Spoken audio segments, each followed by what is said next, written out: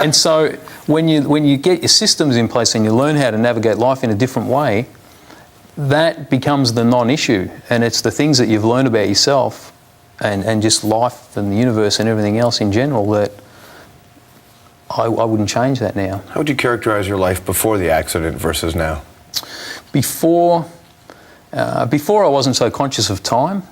I always subscribed to that idea that we can pretty much create whatever we want, but I was always happy to come up with an idea and go, yeah, I want to do that, and then just put it over there for a couple of years while I just, bummed around and, in Africa or on the Barrier Reef or wherever. Like you were a wandering man, right? You just kind of lived your life. Yeah, exactly. I just went from one place. I always felt kind of restless and always needed some kind of challenge, and maybe in some ways I still do, in a sense, I think, just in a different kind of way. But I definitely became more focused and more aware that, hey, we're on this planet for a limited amount of time, and it's best we get on with it once we figure out what we want to do. Well, you're an outdoorsy guy, but you didn't really become a mountain climber until the accident. Yeah.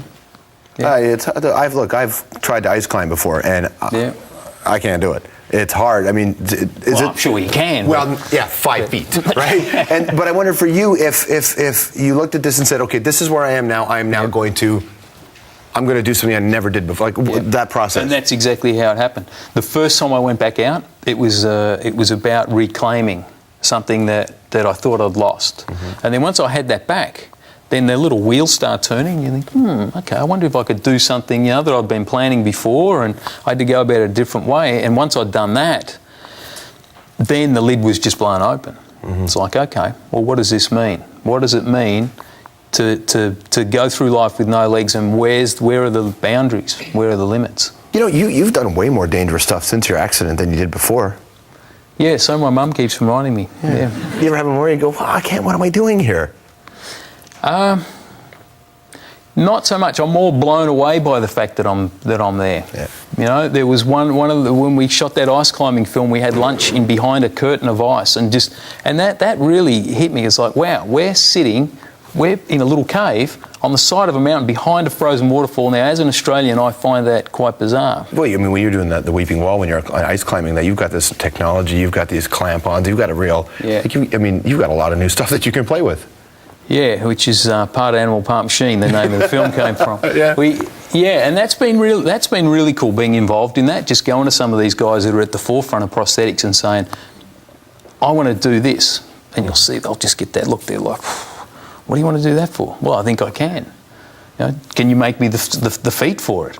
"Well, let's have let's check it out." And then seeing. Well, I got to tell you one thing. Those ice climbing feet that I use, I haven't yet seen another guy with no legs above the knee take those on.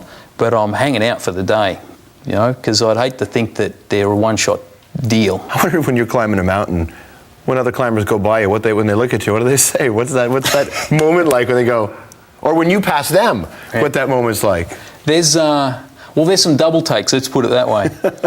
Probably one of the best ones was coming down.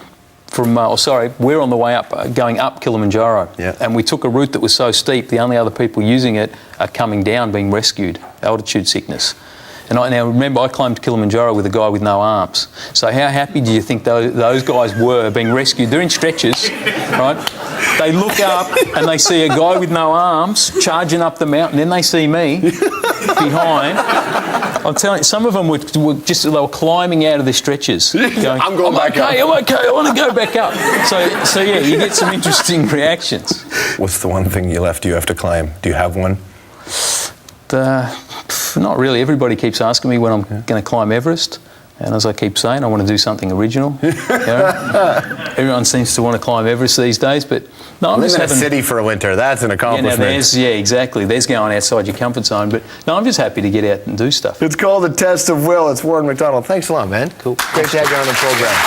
Warren Macdonald, The Test of Will, is the name of the book. You can go check out more about him. Lots more coming on the hour tonight. So please come back.